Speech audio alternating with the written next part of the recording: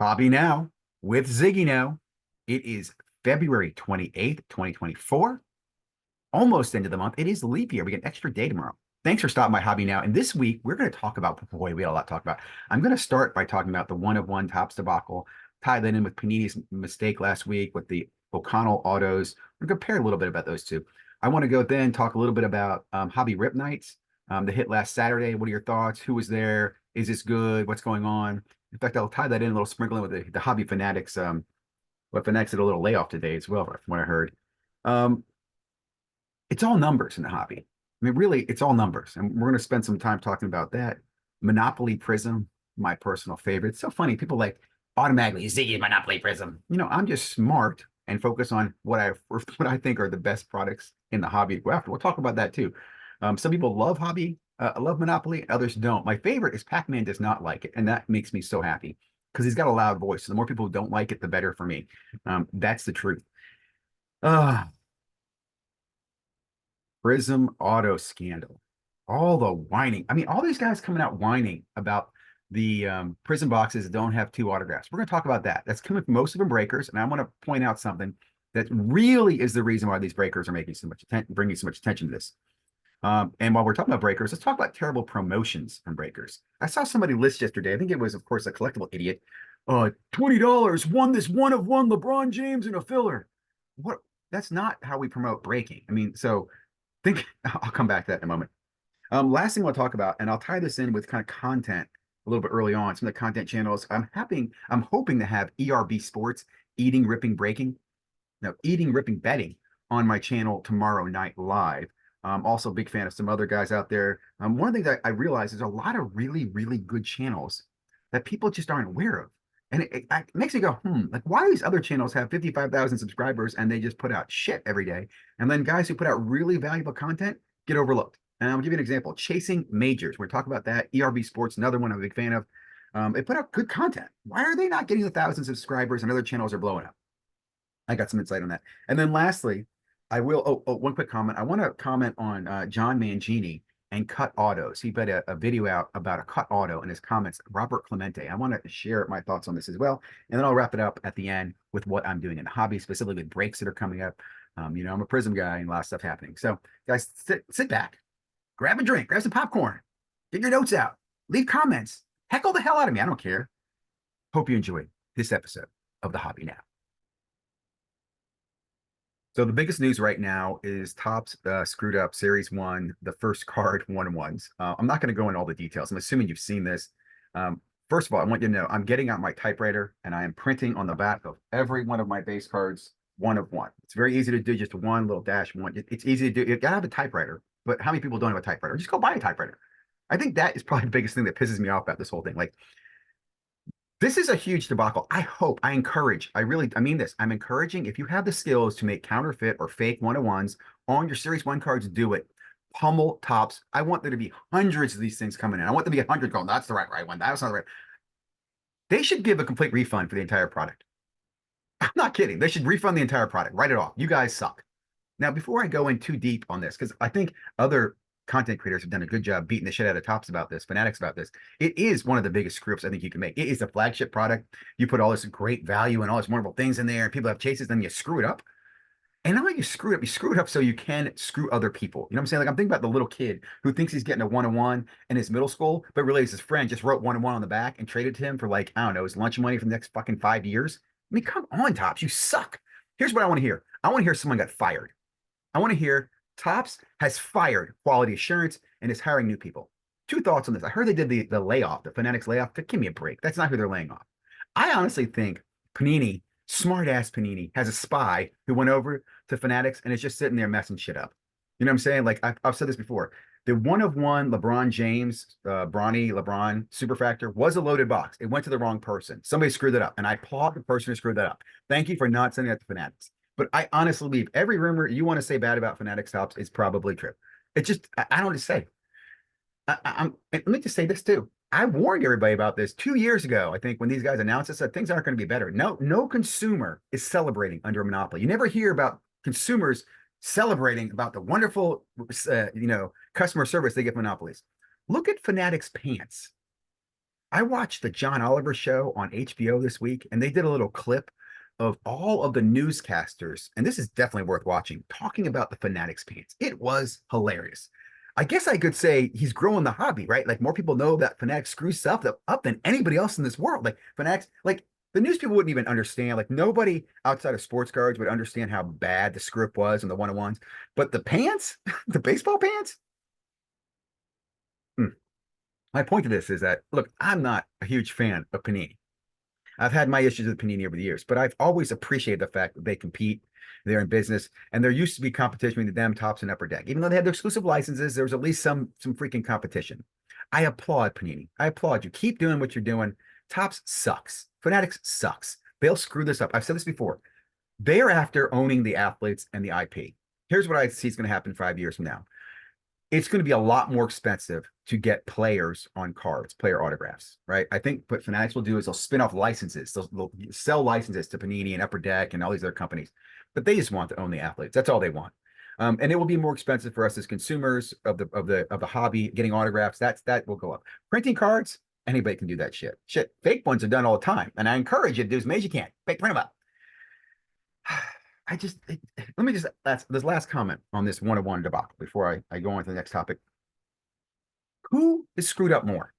Because I will tell you, I hear all these guys. I'll give you an example. Neo, Eeyore, as I'd like to think of Matt, Eeyore, right? I mean, the guy from the Winnie the Pooh who's always, man, the hobby's so bad. I don't know why people whip wax. I don't know why you open boxes. Oh me, oh my, Panini sucks.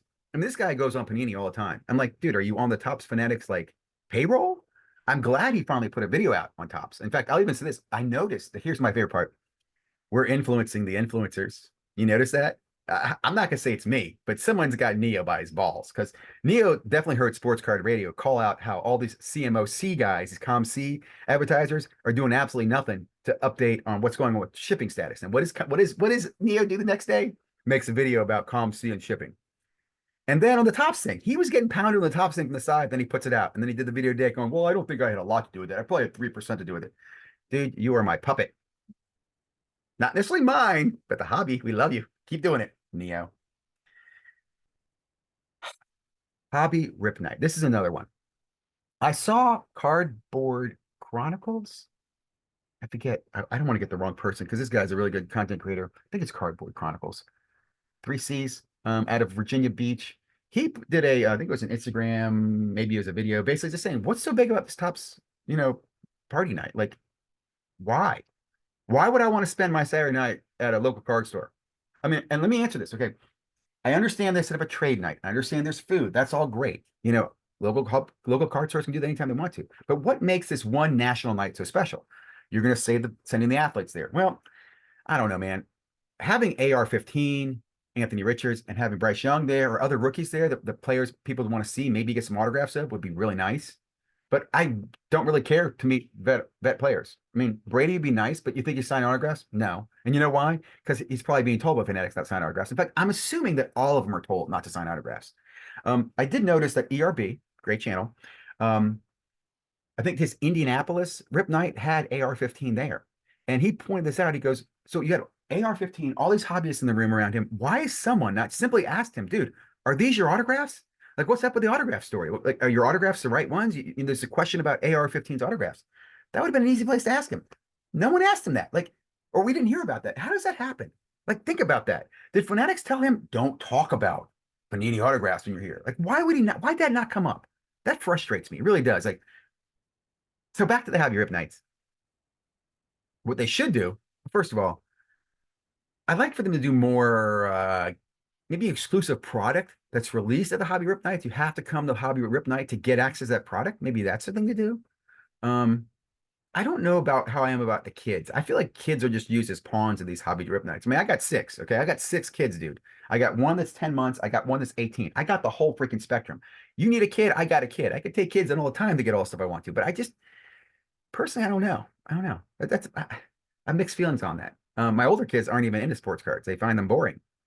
They find them as a gamble, right? They'd rather play fantasy football, or if they get a card, they want to sell it for cash immediately. So I think that's what the hobby, this is my point. I think that's what the hobby's done. It's basically just turned our kids into gamblers and money hungry flippers. My kids don't want to collect anything. I've even asked them, do you want to put something in your PC? It's funny. I gave my oldest son a card for his PC, and then I found out a week later he sold it on eBay in his own account. I mean, go figure this shit out. So hobby rip night. Like I said, I don't know. I thought about going this year, and then I have too much stuff going on the weekends. First of all, and I just don't see the value. I don't see the value. Like, what's the value? The people who went, why was it so special? And in fact, I saw like, what was it? Sports Card Dad got up to New York City to an exclusive invite. That's great for him. And I even said this to him, hey man, you've arrived. That's awesome for you, Dustin. I remember 3 years ago, you're one of the first channels I watched, and I said, hey, he's doing it. I can do that, right? So I've been following you for 4 years, 3 years, whatever. And to see you where you are now, I applaud you. I think you have, as hard as an asshole I've been to you, I think you've done a very good job of building a brand, a name, and being one of the good guys. I mean that. You're not a scum. You're not a piece of poop. You didn't ghost people. Anyway, I'm digressing. Let me get that potograph. I forgot to tie this in earlier. The Panini last week broke on Wednesday, and I was actually listening to Let Me Get That Potograph live when this came in. That someone found all these cards that were Aiden O'Connell cards and weren't signed. Now, I'm going to put this. The reason I bring this up, first of all, it's already been beaten to death by everybody else in the hobby. Like we joked on, San Diego Sports didn't get called to get those cards. I guess my point here is that those aren't Panini faults. That's not Panini's problem. Like Panini can only do so much, but it does emphasize, and I think it was Joe Day said this on Mike's Retro Cards. It shows you how little the athletes really care about this stuff. Um, there's some that love it. There's some that just don't see it at all as even on their blip. Like again, if you're an athlete, you're making money on endorsements, you're probably trying to think about practice and all those other things. And signing cards probably it's just not high on your priority unless you understand what's going behind it. Now, had Aiden O'Connell knew that throwing out those immaculate or ignoring that immaculate or whatever, just not getting them, how much potential money is out there. Like, and let's be honest, we're talking potential because honestly, he's not a good prospect. But let's say he becomes the next, super quarterback in a few years. That's huge value that I don't know, just sat on someone's doorstep in the rain or trash or wherever it was. Anyway, shout out to Let Me Get That Potograph. Great job breaking that news. I don't know. Again, I don't blame Panini for that. I blame the system, right? Panini could tighten up, but again, Topps screws up directly. Panini, Monopoly. Let's talk about Monopoly. Monopoly Prizm. First of all, I'm disappointed that Monopoly Prizm, Retail Prizm, and Regular Prizm, and First of Line Prizm are all at the same time. I just can't handle it. I prefer a staggered approach. I'm not going to spend too much time talking about it. I'll tell you, I love it. I do like Monopoly Prizm. It's not the same as it was last year. Last year, I think, was a better product because it was under the radar. And I thought you get better hits. I haven't seen the checklist on this one to really do a true comparison, but I love the value of Monopoly Prizm. My point to this, I was listening to Packman did a video on it, and his thing was, is it any good? And I love the fact he thought it sucked. Now, I'm not going to sit here and debate him. He thinks it sucks. I could point out the checklist, the fact you have one-on-ones. In a retail product, you have color blasts, right? You have money one or whatever those things are, the white monies, whatever, the money shimmers. You have the, and what I'm referring to is this kind of card. I don't know what this is called, but you have this. This is another insert in that set. So you have two interesting inserts with the color blast and that insert, and then you've got one-on-ones. And I think last year you had two one-on-ones. You had a black money and a white money, but product's great. I love the product. I'm happy that other people don't, because that leaves more product for me. In fact, I've been doing a lot of math on this statistics. I'm not going to talk about this in this video. I'm trying to decide how I'm going to get into this. Do I break it? Do I buy it? Do I buy singles? And I do have a strategy. I will be working on that. And you'll hear about that next week on Breaking Bad. You might join us live. That's myself and Mike Camp.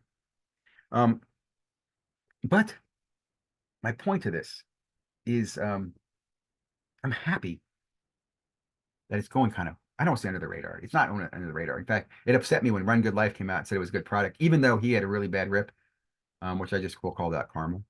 I think when we see the dust settle in probably 6 months, we're going to realize that the Monopoly Prizm was the better buy. Just value. I think that the other product are way too expensive. The hobby and personal line is way too expensive. Also, I'll say this too, basketball needs a few years to mature.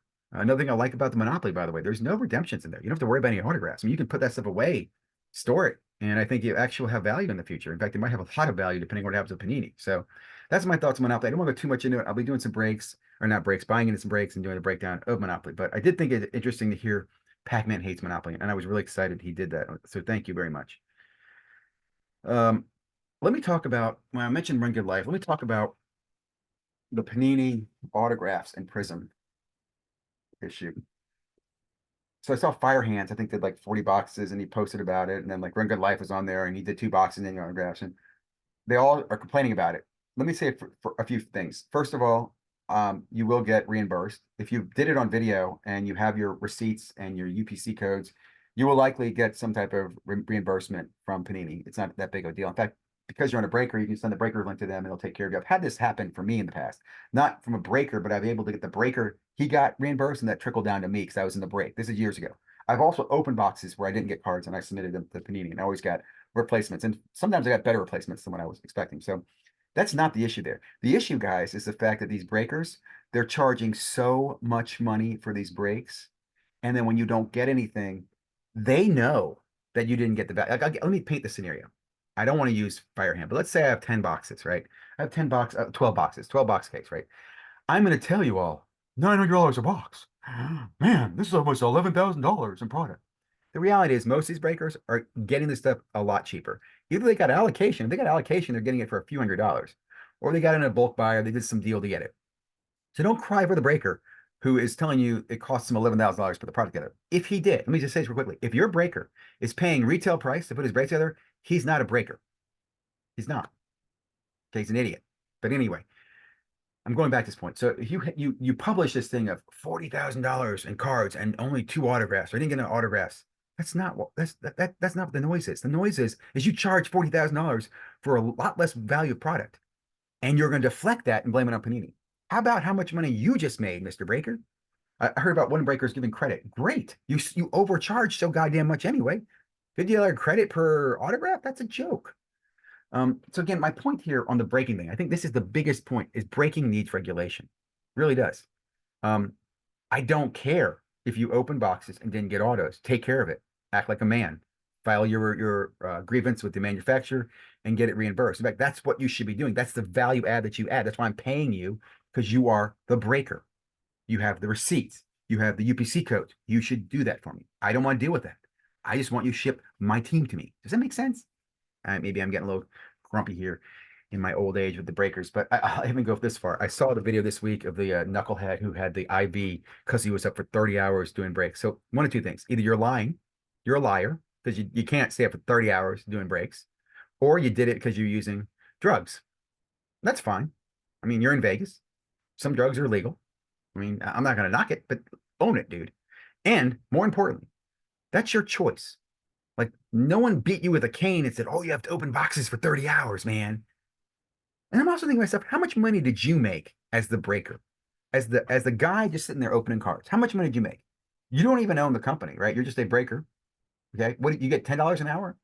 Do you make $20? You get tips? I'm just curious. For your 30 hours, did you make $3,000? Did you make $30,000? What did you make? What did you make? You're an unskilled pack opener. Stay in your lane. And I love breakers, guys. I love them. But I can't stand these ones with big heads. Oh, man, my hands are on fire. You do realize that your hands have nothing to do with the contents of the box. I mean, seriously.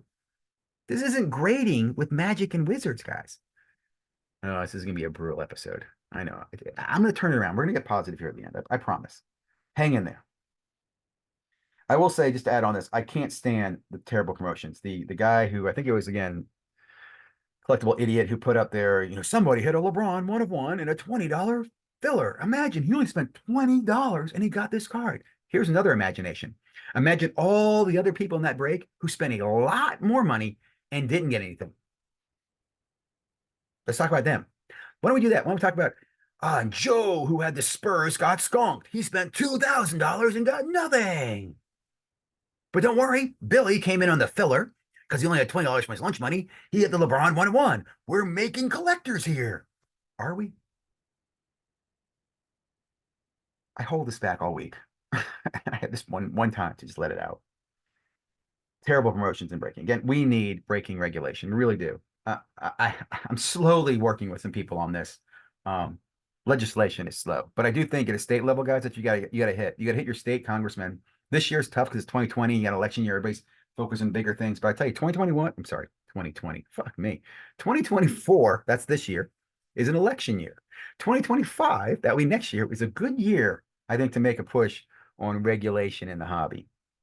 More of that to come. Okay, so two things I want to end on. And really the same thing. Small channels, big channels. I love watching SCVs, Santa Cruz Valley Sports Cards.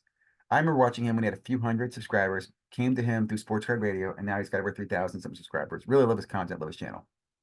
I've also been watching ERB Sports for, I think, 2 years now. Great content. Really love, he's very knowledgeable about baseball and basketball. Does rips, gives you, my favorite part, he does these pop count reports. Just great insights. Still under 1,000 subscribers. If you haven't followed him, go check out ERB Sports and give him a sub for me. I'm a huge fan.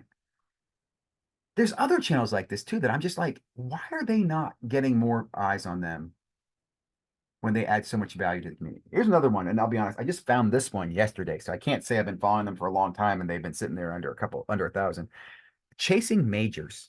I think it's Chasing Major. Chasing Majors is the website. ChasingMajors.com. It's definitely the website you want to look at. Listen to their video yesterday. They did a breakdown of the top Series 1 pop count. Really one of the best breakdowns I've ever seen. Products I didn't even know about, stuff I hadn't thought about, insights on stuff that was important. They also mentioned they're trying to build out their website to be, in my opinion, a replacement. They didn't say this for Cardboard Connection, who's basically fumbled and failed, which is great. I'm all about, I need a good website for checklists. So Chasing Majors, under maybe 500, I don't know, under 1,000 subscribers. Very valuable information. The pop count information, not pop count. Print run information is what I'm talking about. Why are more people watching that? Why are more people talking about it? Why isn't Neo talking about it? Why does Neo talk about Gemma Mint all the time, but it doesn't talk about companies and organizations and solutions that do more than that? Like, for example, I like Gemma Mint. They tell me how many cards are PSA graded, but I'd like to know is about how many Running Man on average should each player have in Monopoly 2023, right? I want some insights on the content that's in there. How many of the gold numbered to 10 Wembies have been graded so far? Can you tell me that? These are things that I'd like to know. But this information, I don't think people, I don't know. I think people don't want to know. I think that they do want to know, but they don't want everybody to know. Does that make sense? Like, knowledge in the hobby is as important as anything else in the hobby. Maybe more important in some ways. Knowing is more than having sometimes. Does it make sense? Okay, I babbled on. I've been kind of grumpy. I'm going to end on one last comment. I talked about this earlier. The John Mangini did a video on Robert Clemente, has a Topps card, PSA certified. It's a cut auto, and it looks like it says Bob Clemente. And looking at other autographs, Bob doesn't say Bob. He says Roberto. My comment here, and this is, I think this is an important thing, and I hope people who listen to the video will listen to this or made this far. Cut autos. I can't stand them. I absolutely hate them. The reason I hate them is that most of them were never intended to be used as memorabilia or given as a gift, or more importantly, to be used as an investment. That was never the intent.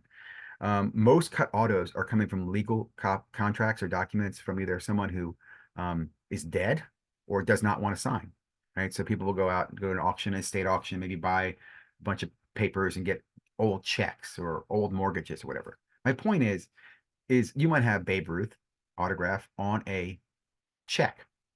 So the assholes who make these cards will cut the check and they'll take the cut auto and they'll put it into something and then they'll send it out for grading. My understanding, and this is something I'd love your comments on, my understanding is that if a signature is on a legally binding contract and accepted by both parties, like I sign, you sign, it's a mortgage, time goes forward, I'm making payments on the mortgage, like it wasn't a faulty mortgage, it wasn't fake mortgage, like I write a check, I'm going to pay money and the check is clear, so it's a clear check, right? Not a false check. But those documents that are used to complete a contract action become legally binding. And therefore, the question of their authenticity is no longer in question. And let me kind of clarify this. In other words, if a check pops up that says Rob Clemente on it, it's a check that was used, you can verify was used to clear, and a legal transaction, it is a legal binding signature of Robert Clemente. Now, the reality is his wife might have signed it for him. His son might have signed it for him. It might have even been forged by somebody else you never knew.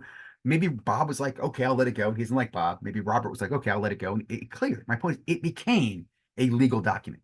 Does that mean it's really his signature? I would say no. And that is one of the reasons I hate cut autos. Love your comments, thoughts, opinions on this. We'll be back next week. Like I said, with live Breaking Bad with Mike, more Hobby Now wrap up. I don't think anything else. Like I said, I'm getting ready to do some Monopoly stuff this weekend. Sending cards off to PSA for grading. Looking for some Series 2 hockey. Have a great day. Like, comment, and subscribe.